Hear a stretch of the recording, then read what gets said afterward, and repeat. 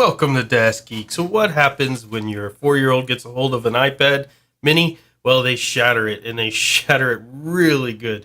This iPad has an incredible amount of shattered screen, and you can see that here in the pictures. Now, getting into an iPad isn't as difficult. You can see I'm using basically a resoldering tool, which is a hot air that can be directed with different tips to be more precise in where it's directing the heat, but you can use any type of heat gun, or even some people say you can use a hair dryer, although I'd be very careful with that. This allows me to control the exact temperature, which I'm running about 290 degrees right here. Wouldn't go too high on this because you don't want to end up melting the plastic and making things worse. What you're trying to do is loosen the glue here. So you can see I'm going around kind of quickly but evenly, and in certain areas spending a little more time, specifically on the bottom, because that's where I'm going to start kind of tearing or prying this screen up. And that's how you have to get into these. This is the same method, by the way, you could use for a phone in order to get into a phone.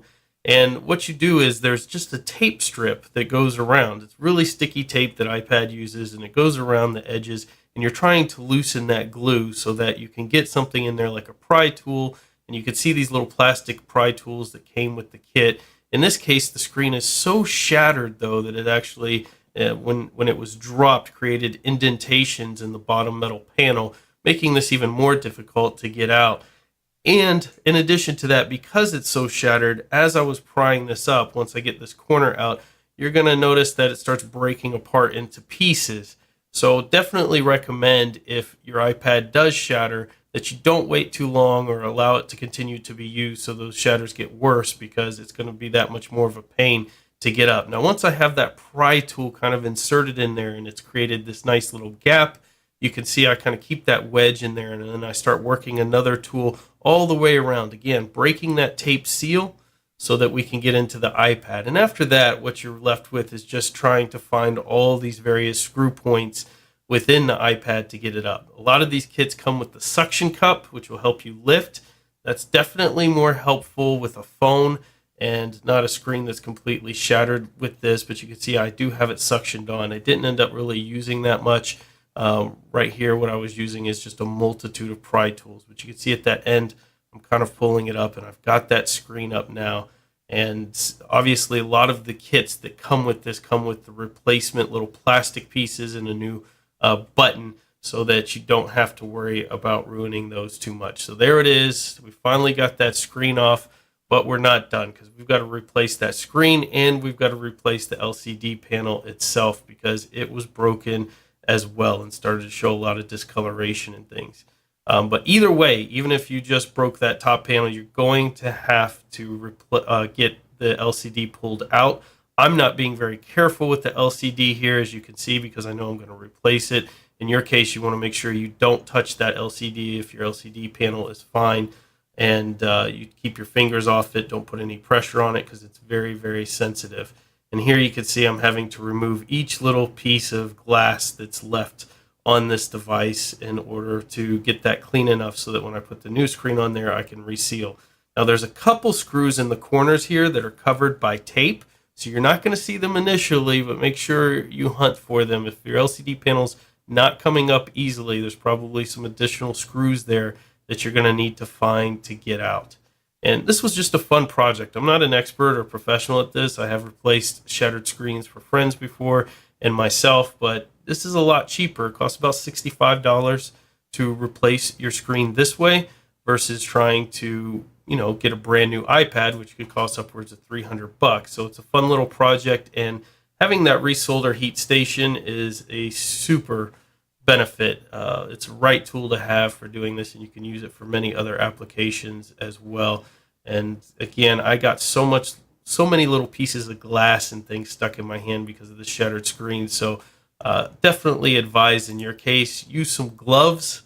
So you don't, especially if you're dealing with a shattered screen, so that you're not getting little pieces of glass stuck in your finger or your hand as you kind of rub around on that table trying to get to these little miniature screws. In my case, the kit came with 2 little screwdrivers, and I have my own screwdriver sets that are a lot better than this, but I wanted to just use the kit here that comes with a lot of these when you order it off eBay or Amazon or something like that. And it worked fine. All of the tools worked well enough to get in there. They're just enough to be what you need in order to get this iPad apart. So this is the problem of having this unibody kind of setup. Aesthetically, it looks amazing, but getting into them and repairing them is quite a pain, because once we get this LCD up, we're still not done. Now we have another metal barrier that's underneath that you still have to pull up. That's so you can get to the ribbons that you're going to need to replace here. So you're going to have to take out an additional set of, I think, about 4 or 5 screws, maybe more, on that metal panel. They're a little easier to see, but all of these screws are ultra tiny. They're so tiny. So definitely have a good setup for keeping them and labeling where the screws went to what. And I wasn't as concerned about getting this perfect as I was at just about having fun and the joy of fixing your own items without having to go and spend all the money buying a new one. And if you have kids that drop this, even adults, a lot of adults drop these things and break them, then this is definitely something that will save you some money. But really just trying to show you that you don't have to be a pro to do this or pay someone $100 to go do this for you. So you can see I've got the metal panel up finally, and all that is just screws, and you pop that out and it pops into place. And then you've got another little tiny metal panel that's covering the ribbon cables. So once you remove that little panel, now you finally can get to the cables that hold in your LCD screen altogether. So then you could just pry those up and push in the new ones once you get the new ones in place. So it's really simple from here. The hardest part about putting all this together is getting the screws where you need them. So definitely, like I said, having a good label system is going to help you here. So we're finally getting this, pulling this LCD screen up here and making sure that I understand how it goes back in. So I'm taking the proper time to see how it's built, how it connects today, so that when I go and get the new LCD screen, which hadn't come in yet, I won't have any problems getting it up. And so here we go. You can see the shattered screen that we removed, and we've got the new one that we're going to place on. So the new screen's put in. Now I'm putting the new LCD screen and connecting its ribbon onto the iPad here. And you just want to make sure this is just kind of a push down socket. I don't know how to describe it. Maybe like a little USB, mini, tiny USB. And you've just got to pop it in there and make sure that it's in securely. You should feel it kind of click in place. And so might have to mess with this a little bit to get the right placement, because it's super tiny. But that ribbon just pops in like a little button. And once you feel it click, then you're good to go. So you're going to rest your LCD down there after you put in obviously the little plate to hold the ribbons in place, and also the metal panel to make sure that I guess it's like a waterproofing, and probably helps if the battery expands, if you have a bad battery or anything else, to have those metal platings on. You have to put every single screw back in place. Well, that's up to you. A perfectionist would say yes. In my case, I think I skipped a screw or two here or there just to get this project on its way, and so we could get it completed. But this is definitely a lot of fun of a project. If you go at it with the idea of you're not an expert, you're just going to have some fun, you'll find that it's not as difficult as it looks. All these parts, if you pay attention to what you're taking apart as you're doing it, it will make sense when you go to put it back together. Another good tip is just to record you taking it apart, much like I'm doing here, and putting it back together. So you can always go back and look and see how things were designed or put in. So if you forget a step, you could go back to your video and reference that as you're putting it back in. So now we've got that little metal panel in place. We're going to have to screw that in.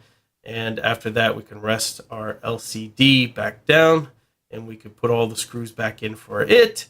And then we've got to remove the little sticky tape, the same kind of sticky tape that was used for the original LCD cover.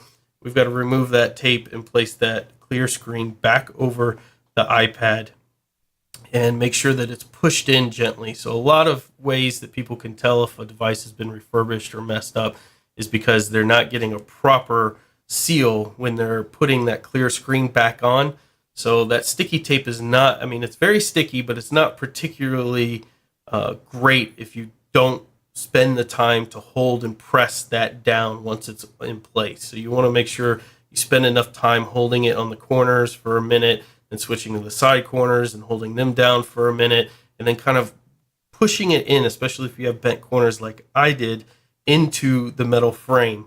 Because basically it's held there by tape and just the friction of the metal frame corners that go around the main base. So here I am peeling off that tape gently, and once we're done with that, I'm going to stick it down, and we'll have our new seal, and we have our iPad working and functional to everybody in the family's happiness and to my wallet's happiness. So I hope you've enjoyed this video. And again, I'm not an expert. There are probably better videos out there on YouTube, but really wanting to show you it doesn't take a lot of expertise to change these screens. And a lot of the phones are the exact same way. They're held together by that sticky tape. And so the most difficult part for most people here is just getting the proper amount of heat spread out to release that sticky glue substance so that you can pry that screen up. But it's a lot of fun to do your own repairs, and it saves you a lot of money in your wallet. Until next time, get out there and fill your brains. Don't forget us.